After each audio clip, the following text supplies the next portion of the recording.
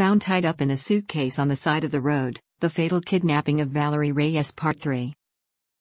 So on February 11, police from both the Greenwich and New Rochelle departments arrested Javier on charges of larceny for his use of Valerie's bank card, a charge that they could prove with their existing evidence.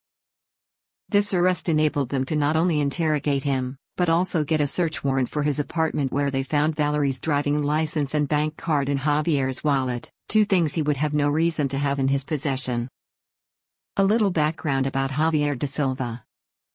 He was also 24 at the time of this case, same as Valerie.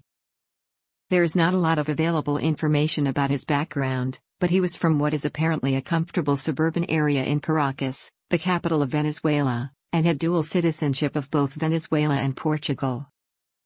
He studied journalism at the Universidad Católica Santa Rosa, before moving to the U.S. in 2017. Javier was partaking in a special visa waiver scheme where people from a certain list of countries could come and stay in the U.S. for up to 90 days without a visa, but, when his time came to an end, Javier just didn't leave.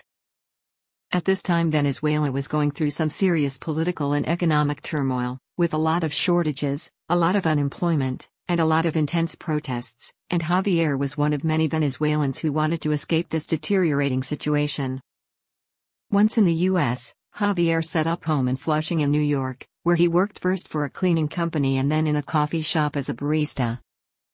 He spent a lot of time traveling around New York, Washington, D.C. and South America, and he was very into nature and travel photography. He had a moderately large following on social media, especially Instagram.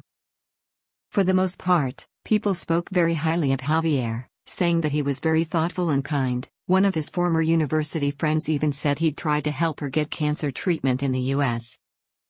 However, one person who was less of a fan of Javier's, even before this case happened, was Valeries' mother, Norma, who saw a rather different side of him. According to Norma, Javier was rather manipulative and controlling and would not take no for an answer. When they were dating, he had told Valerie that his mother was dying of cancer in Venezuela. It's unclear if this was true or not, which led Valerie to feel very protective of him. To Norma, this was just Javier trying to manipulate kind-hearted Valerie into feeling sorry for him so she would spend more time with him and capitulate to more of his ideas, basically make her more pliable for him.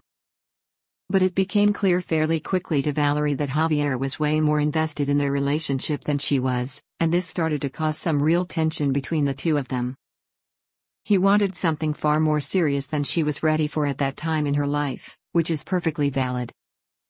But when Valerie decided to break up with Javier, he did not take it well at all, and became quite combative, to the point where Valerie decided to just block him on every platform. Javier was really destroyed by this, and even months later in September, remember they broke up in April, he was still finding excuses to try and contact her. One time he messaged her saying he'd mistakenly used her debit card information and wanted to reimburse her.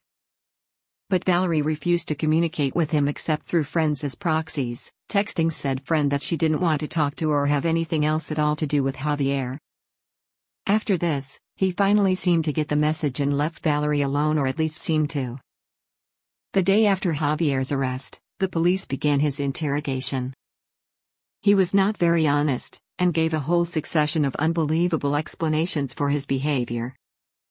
Initially he said he had found Valerie's wallet on the street while bar hopping in Manhattan.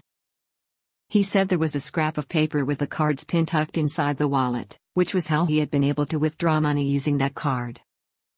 He also said that he had not been to New Rochelle or Connecticut in over a year, and that he hadn't seen Valerie since early 2018, all of which could be proven wrong very easily with phone and location data. Eventually, Javier admitted that he had driven his rental car to New Rochelle the evening of the 28th, but insisted that he was so drunk that he'd blacked out and so couldn't remember anything else from that night. So the police questioned him some more, and even showed him photos of Valerie's dead body, after which Javier changed his story again, and tried to tell them that it had all just been a terrible accident.